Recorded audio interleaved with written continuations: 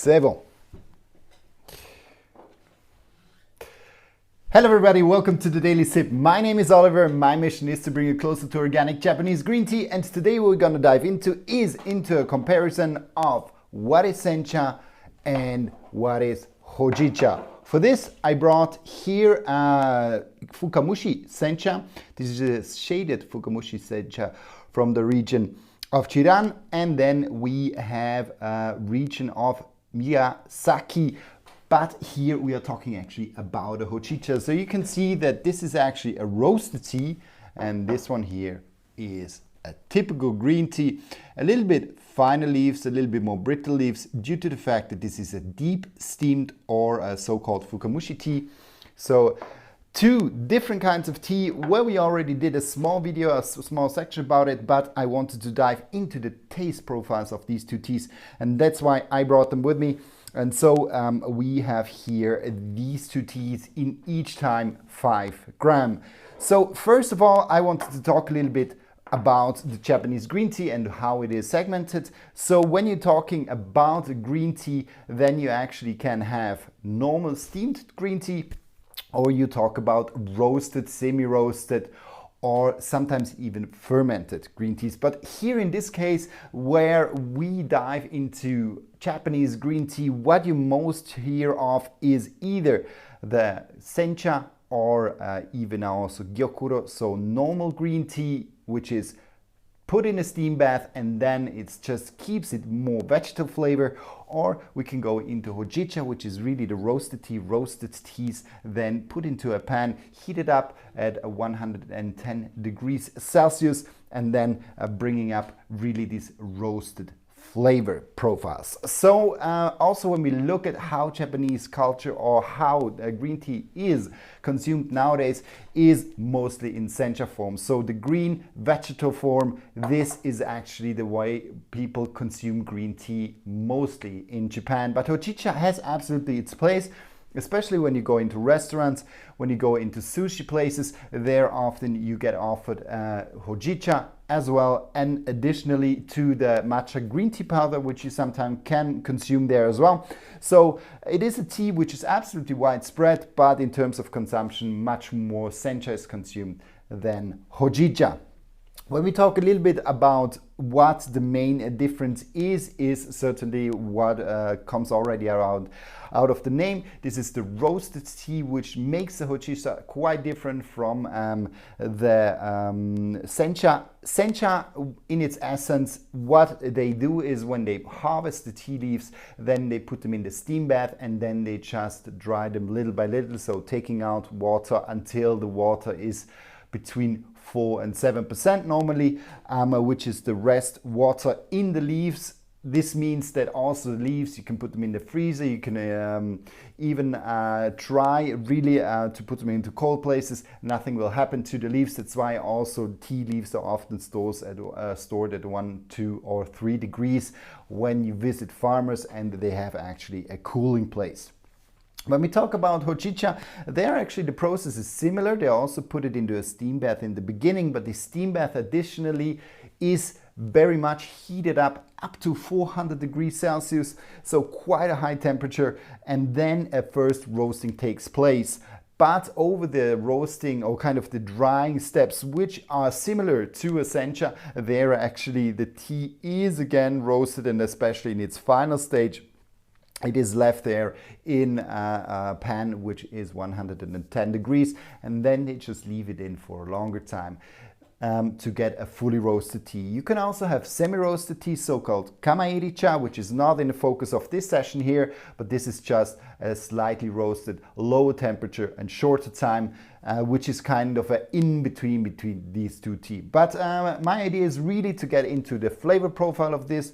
If you want to have a little bit more of background information about and also see images, really please check the session or the small documentary we made about Sencha versus Hojicha. Here my goal is really to dive you or to give you a clear kind of taste difference between these two teas. For that I prepared 5 grams of each tea. I have my double-walled glasses. I have 2 cuses. So the difference what you can choose, you can absolutely use the same juicer for both teas.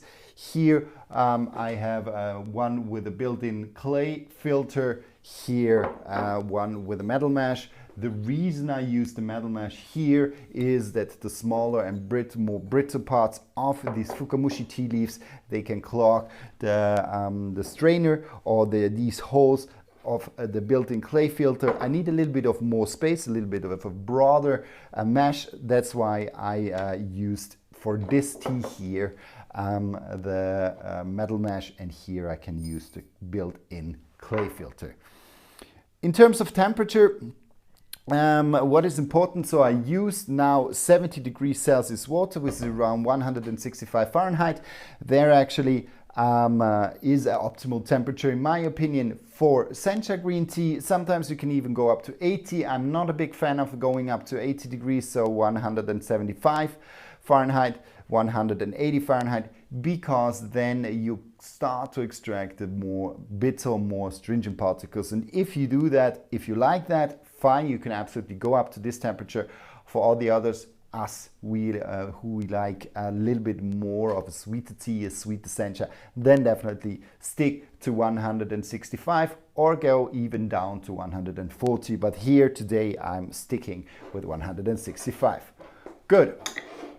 For the Hojicha, in terms of brewing, you can actually go higher.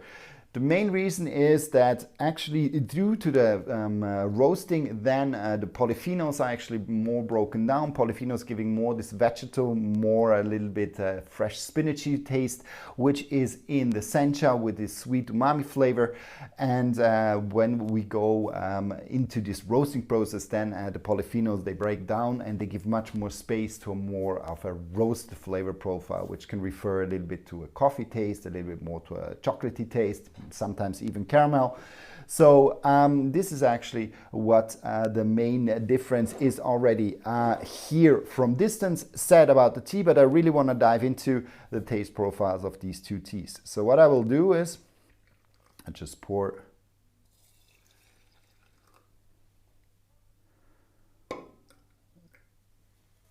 the water here very well. We just leave it in. Here we only use 45 seconds. It's more than enough. When we go into the Hojicha, I think we can leave it absolutely for 1 minute. Especially here, what I have is a cookie Hojicha, so-called. So it's actually a mix between cookie and leaves, so stems and leaves, and then you actually can get a little bit more of a stronger flavor profile in this roasted flavor profile, because the stems have a little bit more space. And in my opinion, that's my personal interpretation of this, is that the stems allow a little bit more these darker flavors to appear and really push the tea then in this more roasted, more dark chocolate and coffee flavor direction. Good. So this tea as well is shaded. Shaded teas are sweeter teas, and Fukamushi also, so the deep steam processing method is absolutely also giving the tea more of a sweet flavor profile. So I'm curious to see, it's been a while since I tasted this tea here, so I'm curious to see how actually this tea will taste. And then we have the Hojicha. And voila. Good. So clear. Already first glance, very simple to see what the main difference is. Here we talk about a tea which is pure green, very intense in its green color, especially for the Fukamushi style green tea. So deep steamed green tea, we really have this intense green, bright color. Here you can see dark color, nearly a little bit of a chocolatey color. So definitely a way where you can see a big difference, not only in the leaves, where the leaves are brown and the leaves are green. Here we really have also in the liquid quite a big difference. But now I'm curious about the taste. First we dive into the brewed leaves. So here I get instantly, I get a little bit of sweet corn, a little bit of banana peel.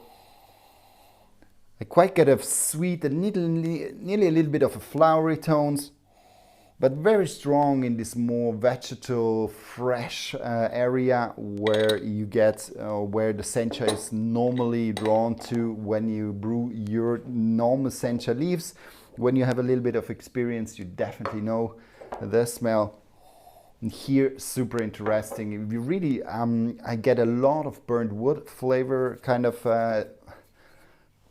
smell.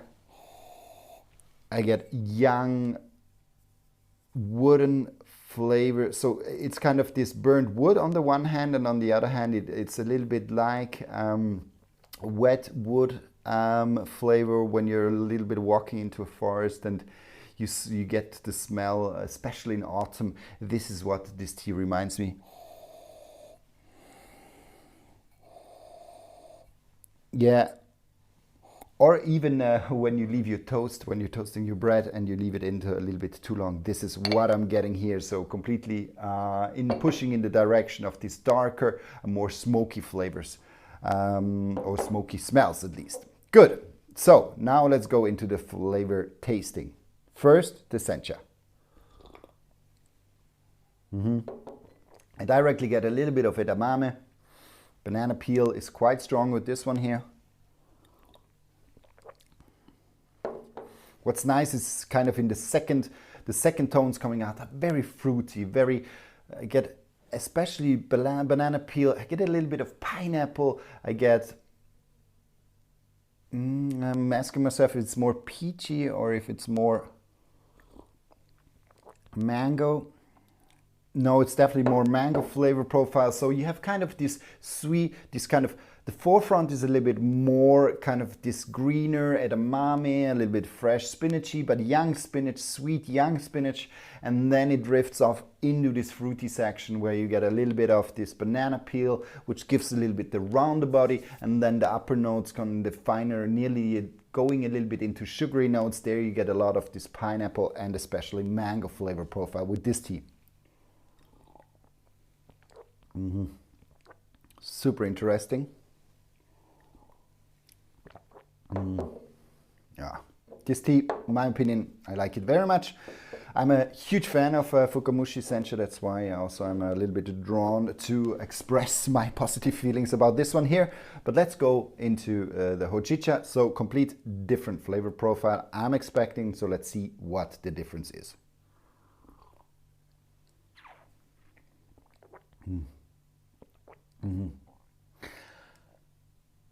It's much stronger as a tea. It's kind of a really pushy kind of flavor explosion in the mouth. What I get a lot is clearly these smoky flavors, but it's super nice. This nice wooden flavor, and there's a sweetness. It pushes the tea a little bit into a caramel, but still you have a very dark chocolate flavor profile. I don't know if you have ever experienced, if you ever tasted 80% or even 90% of dark chocolate, if you have ever bought it. Quite famous here in Switzerland, and this taste I get a lot. So it's really strong on this, a little bit darker, nearly yeah, it a little bit coffee, but not this typical coffee flavor profile. When you sip the coffee on the tongue, it's more kind of the last sip of the espresso where you have this density and this strength of flavor profile. This is what actually I'm getting much more from the Hojicha.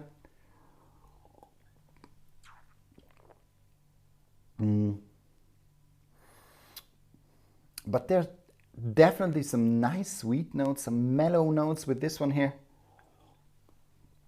I'm asking myself what it is. It's nearly a little bit this nice, mellow, soft kind of flavor smell of dried grass, or even a little bit of straw. So it really has a kind of a lightness to it, but still at the same time it shows these dark notes and these very strong notes. It seems to me a little bit less complex, so there's a nice sweetness to it, But on the other hand, you're really focusing on the stronger dark notes. So definitely a tea I personally like to drink when it's a little bit colder outside. But nevertheless, if you're more of a coffee drinker, if you like a little bit more this darker, dark chocolate flavor profiles, and you maybe want to find something which is not only coffee, then Hojicha could absolutely be an option for you. So a very, very good tea, dense, round, but strongly focused on this a little bit darker notes with a kind of a accompagnement, so kind of a side note of a little bit more of a sweeter tones, pushing it a little bit into the direction of caramel. Good.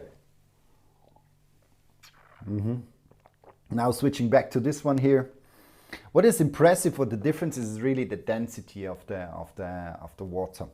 Here I definitely get a much more kind of full-bodied taste experience. It kind of feels kind of really taking the space in my mouth, while here it seems a little bit more liquid, a little bit more going straighter through.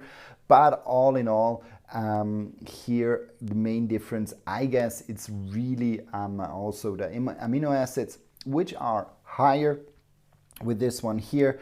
And the amino acids, they, in my opinion, give it a little bit this cloudiness also, which you experience with the green tea, and then it gives a little bit of density, nearly a little bit of a creamy side to the tea. So quite a special taste experience, which I personally only get from shaded or green teas, which are very high in theanine or in amino acids, and this is often through the shaded tea you get this. But haven't done only one. I want to do actually a second one. So here, very short brewing, 20 seconds, more than enough.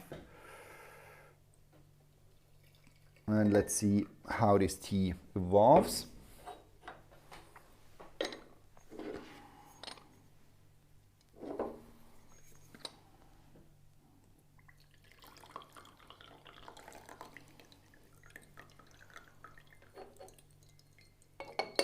Good. Double brewing, not so easy. I'm a single tasker, not a multitasker. So I'm struggling here with this.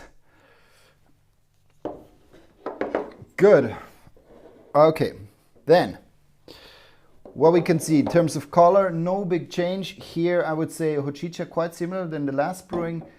We get a little bit more of an intense green color than in the first brewing, but all in all quite similar. Due to the fact that it shows more of a green color, I personally would expect that now this tea moves a little bit more in the vegetal notes. So I'm expecting more a little bit of spinachy notes. I'm expecting more, maybe even more a little bit of edamame notes, a little bit less these fruit notes, but let's see.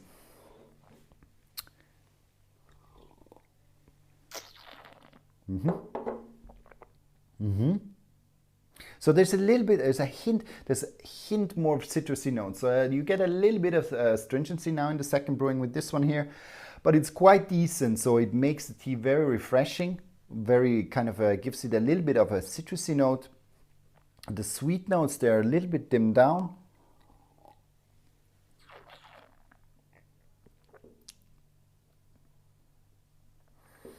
Quite grassy, so it moves a little bit more, a little bit away from edamame, more into more fresh spinachy, a little bit of more grassy notes.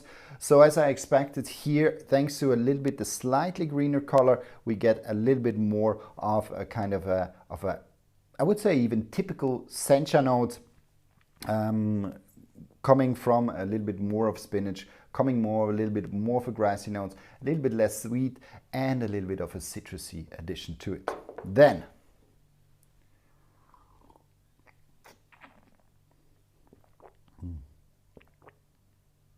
what's nice actually, what you actually can do when the strong roasted note is too strong for you, in the second note, this note reduces quite significantly. It's, for example, also when you take a gemacha, which is puffed rice and green tea, bancha. It's a mix of these two teas mostly. And there, often in the first brewing, you also get quite the strong popcorny, cereally note. Here it's the same, but it's just with this roasted note. In the second brewing, that's beautiful with this tea here, is you get much more of a caramel, much more sweetness in this tea. So much less of these darker chocolate notes, but the tea kind of softens out a little bit and then moves a little bit more in the direction of still roasted tea. So we definitely get these roasted flavors, but it adds much more sweetness to it. So that's beautiful.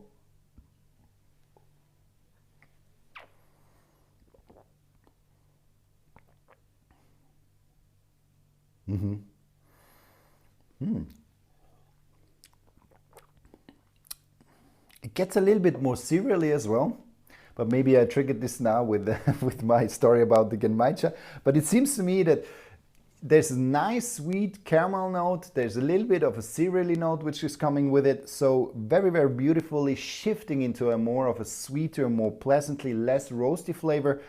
But definitely still a roasted tea, definitely still these main notes that are present. So beautiful to see how this tea evolves into a more sweeter note, while this one here, so this Fukamushi Sencha moves a little bit more into a more citrusy note, a little bit more vegetal note. So really pronouncing again this Sencha flavor profile, so Sencha notes, which are quite known for a typical Sencha. So first very sweet, very fruity, and then moving a little bit more into this direction. So both teas very different in the taste profile. So definitely something worthwhile trying, comparing these two teas. What is very important to mention, which I didn't mention yet, is in terms of caffeine content. So when we are talking about roasted teas, there we talk about 7 to 40 milligrams of caffeine, which you take with a 5-gram portion of tea leaves. Meanwhile, this one here, I would say it's around 7 to 80 milligrams of caffeine, due to the fact that it's also been shaded. The shading process triggers more the caffeine production in the tea leaves for protection of the tea plant. That's why here I judge it a little bit higher, maybe even 80, 85 milligrams. So we are around a caffeine content of a coffee, but as we know, thanks to the theanine, which is buffering the effect and prolonging the effect of the caffeine, you actually don't get that nervous through the intake of green tea, and actually the effect of the caffeine in the green tea is longer. So very important last note before I close this session. I hope you liked this one too, and don't forget, if you want to ask us any question, leave a comment down below, write us a direct message on Instagram, Facebook, or also per email. Thanks a lot for watching. See you and bye bye.